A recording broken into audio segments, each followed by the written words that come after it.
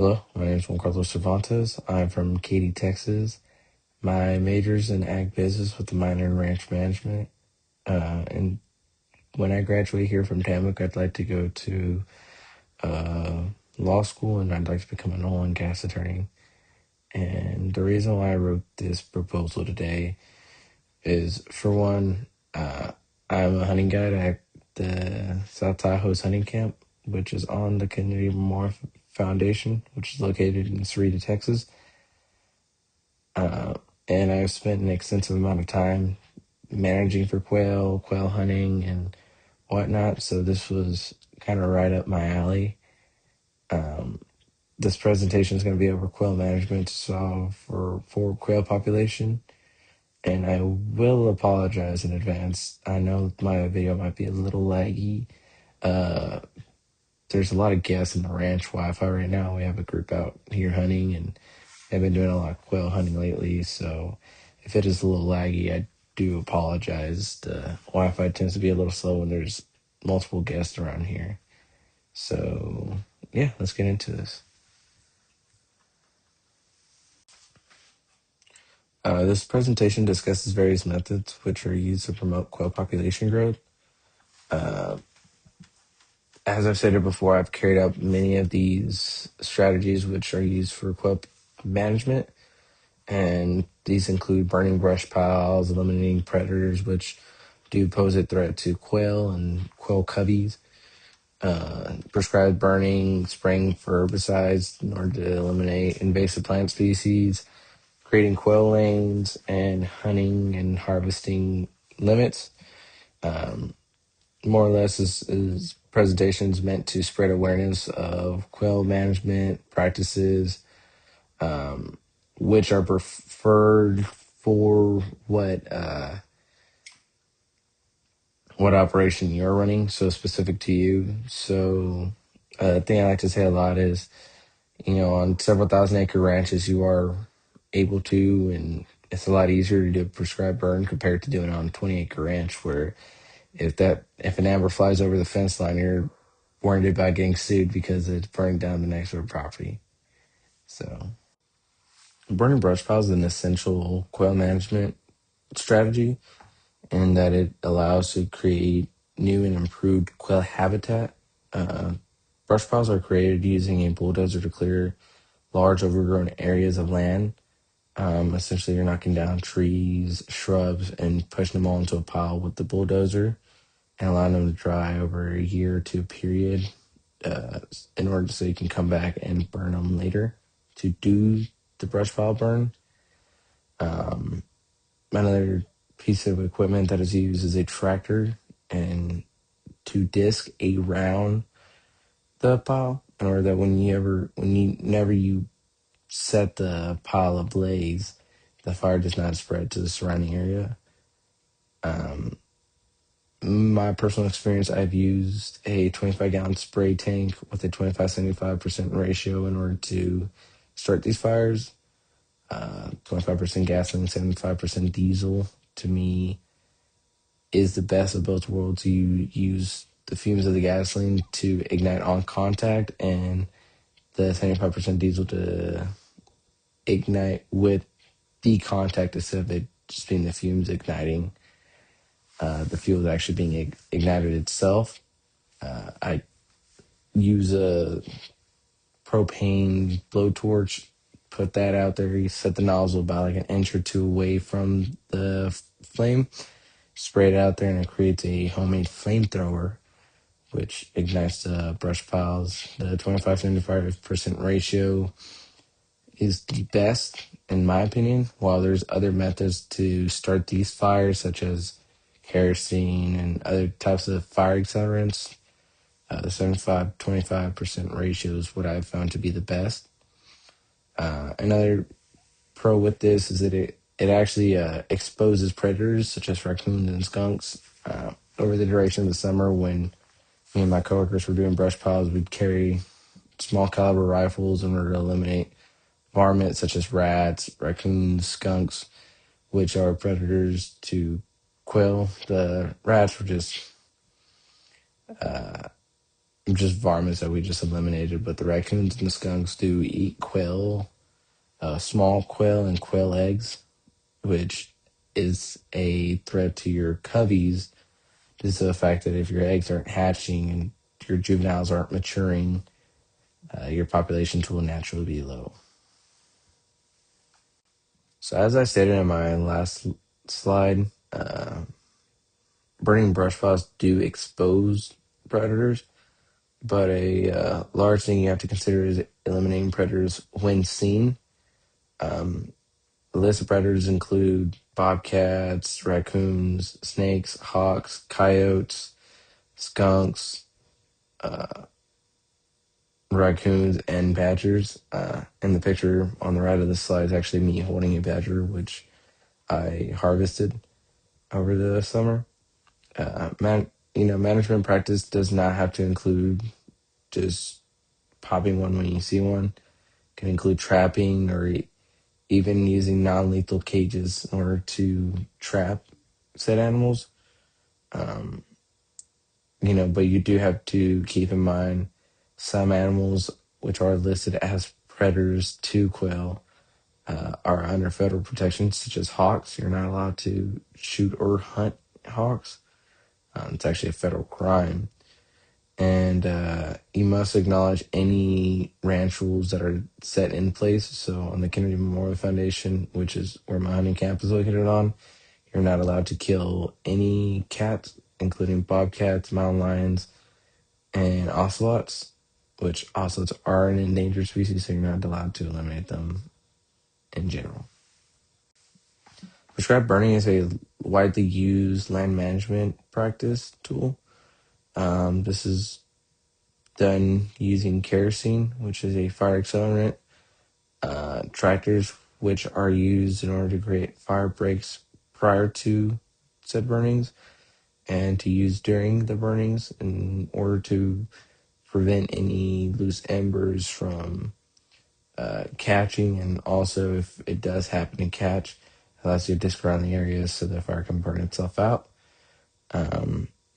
This does require correct weather, such as very little to no precipitation, low winds, and a low humidity point. This is more suitable for larger scale ranches due to the fact that if a fire is to break, it allows you time in order to combat the fire, which ultimately eliminates the chances of it spreading to an adjacent property. Spraying herbicides is a largely used tool in order to kill invasive plant growth, mainly in South Texas in order to kill mesquite and huisach. There are different kinds of treatments such as basil, foliar. This is all depending on plant type and how much money you are actually willing to spend on said herbicides. A basil is applied to the base of the plant and 360-degree surface area, whereas a foliar is applied to every stem of the plant. Obviously, a foliar application is a little bit more expensive due to the fact that you are spending more on foliar treatment because you are running through it a lot quicker than you are a basil treatment.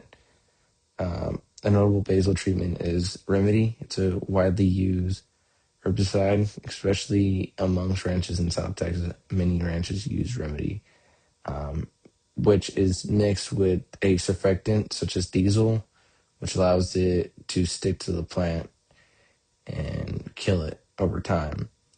One of the major issues that you have with spraying herbicides is if it is a little windy, you do run the chances of drift or even of drifting and flagging to a nearby plant. Also, if it begins to rain within hours to weeks of applying the herbicide treatment, you do run the chances of it creating runoff into nearby water sources.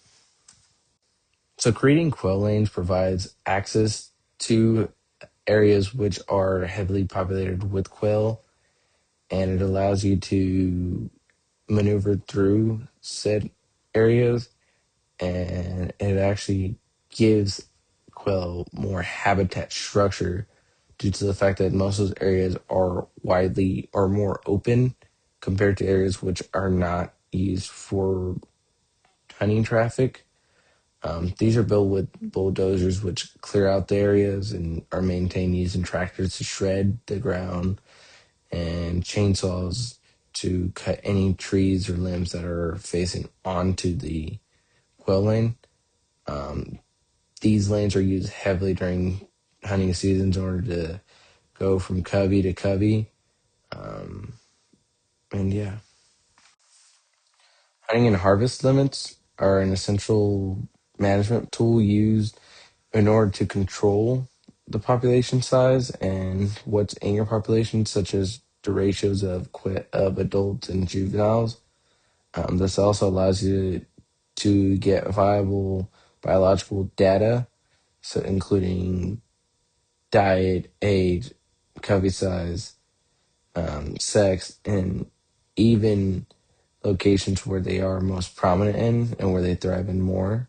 The bag limits are daily and they are meant to prevent from over harvesting. And the quail hunting industry is $1 billion industry. From using rigs which are from $50 to $100,000 to shotguns which are worth anywhere from 500 to several thousands of dollars, and the shells and paraphernalia which is used for quail hunting, and a lot of that which the proceeds used from buying shells and other paraphernalia is used and put towards conservation programs in order to conserve quail populations for the betterment of future generations. So, as I said in the beginning, I was going to provide data, which is from the honey camp that I work on. So, as you can see, we have two different pastures. We have the South Tahoe's pasture and the Maria Stella pasture. Uh, you can see the number of quail which were eliminated in each pasture from the 2024-2025 hunting season. See the amount of hours hunted, the number of quails of covey spotted, the number of quail spotted, number of juveniles, the number of adults, locations which they were eliminated in, which is open country, mott's, heavy brush, single tree, light brush. Uh, the means which they were found, point, bump, which you randomly bump into, trucks, which you run into on trucks, not run over them, but you run into them. So you're driving around, you spot a quail covey off to the side, get off, you start hunting. Um, it also includes the amount of covey per hour spotted, the male, female, the diet or the contents of um, the quail, so Milo, uh, empathy, Croton, and Greenleaf, as well as the harvested subpasture. So while there are two main pastures, such as the South Tahoe's and the Maria Stella for our hunting camp, there are smaller portions of said pasture, which we do name, such as the Araguas, the Borrego, the dunes, the Guajillo, the lake bed, and so forth. And these are the number of quail harvested in these pastures. This map illustrates the boundaries of the ranch and the dozer work. So these are the areas which a dozer was used to clear larger areas of land, which will be shown and correlated to later. This map illustrates the tractor disking. So as you can see, all these lines are where a tractor was used to disc lanes. This map shows the areas which prescribed burns were carried out. As you can see, these are color coded. So the red is 2021, blue is 2022, white is 2023, green being 2024, and purple being 2025. This also shows the amount of acreage which was burned. It's also listed up here. And what all the data given in the slides, which I've shown previously, these are the areas and the covey locations which quail were harvested and the covey were located. As you can see, a lot of the areas which were bulldozed and which were disked and which were burned within recent years have had substantial growth in quail population. And in conclusion, quail management requires a year-round effort and attention, although it does have habitat improvement and predatory management increases the survival rate of quail. This present conservation and decisions shape the future of quail populations for future generations to enjoy.